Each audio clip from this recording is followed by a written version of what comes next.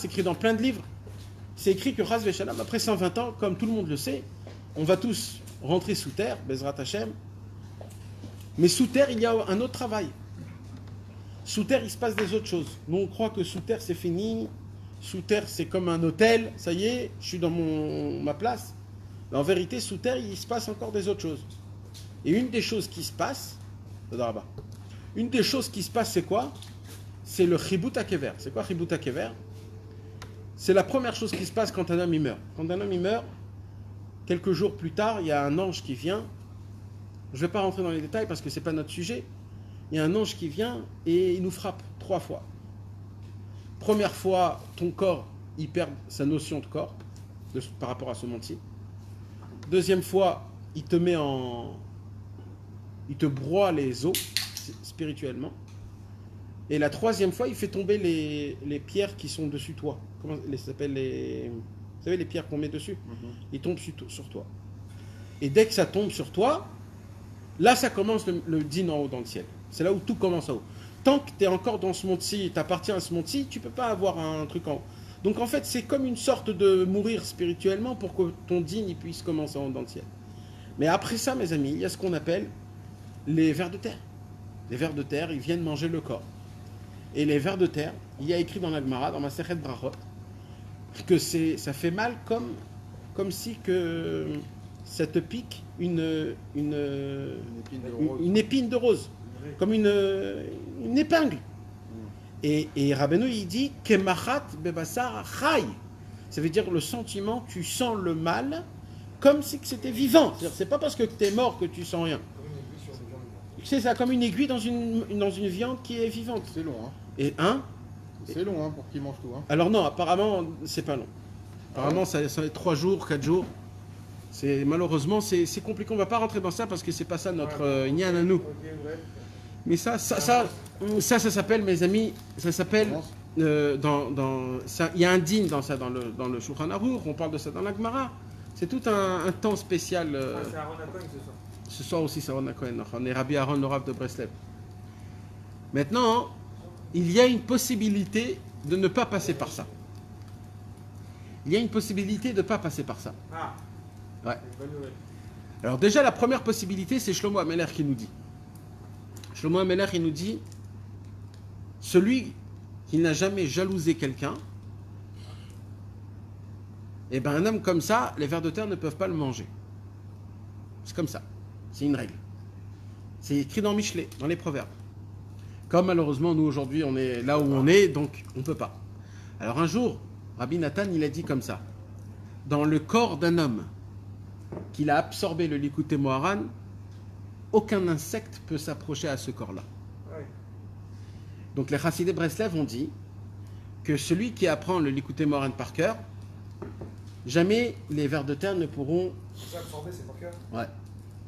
Mais maintenant, après, Rabbi Nachman, son élève de Rabbi Nathan, qui s'appelait Rabbi Nathan de Tibériade, Shalom Aleichem, où il y a un livre qui s'appelle Mirtave Rabbi Nathan de Tveria. Et ben, là-bas, il pose une question. Il dit que lui-même, il est allé chez Rabbi Nathan et il a dit quoi? Alors on est obligé d'apprendre l'Likutei Moharan par cœur, mais il y en aura des centaines, des milliers qui ne vont pas connaître le Likutei Moharan par cœur. Qui peut connaître aujourd'hui le Likutei Moharan par cœur? C'est compliqué. Alors, apparemment, il a reçu une réponse de Rabbi Nathan. Comment faire pour se sauver de cette punition-là des vers de terre? Il connaît toutes les rachetés. Alors, il dit Rabbi Nathan de Tibériade, j'ai entendu de Rabbi Nathan que là où Rabbeinu, il a mentionné les combinaisons de lettres, comme ce sont les torotes les plus élevées, donc juste en connaissant que les combinaisons de lettres, ça suffit pour que tout le corps, aucun ver de terre vienne le manger. En connaissant les torotes où il y a les combinaisons ou seulement les combinaisons? Que les combinaisons. Et ce Rabbi Nathan de Tibériade, il a écrit un kuntras, c'est-à-dire un feuillet, qui s'appelle Kuntras Atzirufim. Je vais vous l'apporter parce que c'est notre cours. 7890.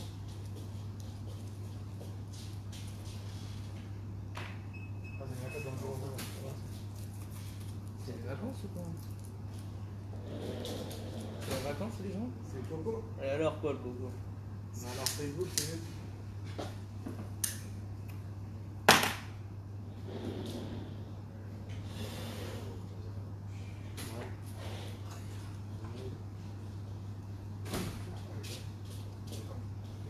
il a écrit donc un contraste, c'est-à-dire donc un petit feuillet, où que dans ce feuillet-là, il y a dedans toutes les combinaisons de lettres qu'il y a dans l'écoute témoin. Alors regardez, c'est pas beaucoup.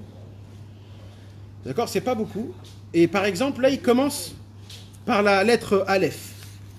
D'accord, la première combinaison de lettres, c'est dans la Torah 4. Dans la Torah 4, Rabbeinu, il dit par exemple Ahava, Begimatria, Echad. Après, il dit Esak, Shamaim, Otiot, Kassa. Après, Adam, Otiot, Aleph, Dam. Ama, Eshmaim, et He, Motsaot, Ape. Ça, il faut quand même tout par cœur. Emet, Ama, Techalena, Milemala. Eshet, Adonai, Sefatai, Tiftach. Eshet, Avanim, Shlemot, Tivne. Elul, Levusha, Vatisrak, Leyom Acharon. Et ainsi de suite. Et comme ça, il y a pas beaucoup. Il y a à peu près une cinquantaine de pages, mais en grosses lettres. Non, mais ça veut dire c'est. Maintenant, comment ça fonctionne? Pourquoi ils l'ont fait ça? Ils l'ont fait ça parce que plein de fois, tu es dehors, t'attends, tu fais la queue, t'attends au téléphone, chaque chose.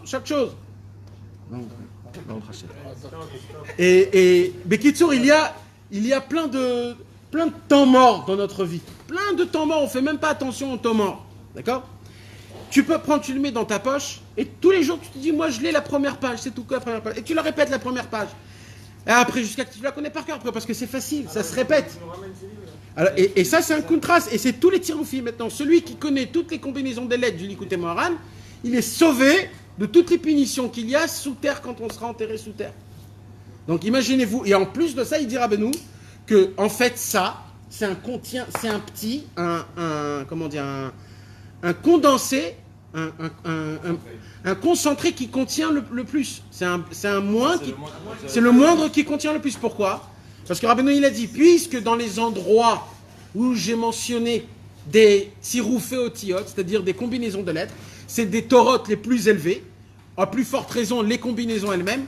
Donc imagine-toi le contraste lui-même, imagine-toi les choses en elles-mêmes. Donc en fait là on tient dans notre main, on est en train de tenir le niveau le plus élevé qu'il y a dans le Likutei Moharan. C'est toutes les combinaisons de lettres que Rabbeinu ne pouvait pas nous expliquer, mais quand même il nous l'a fait rentrer. Donc en fait c'est quelque chose d'énorme.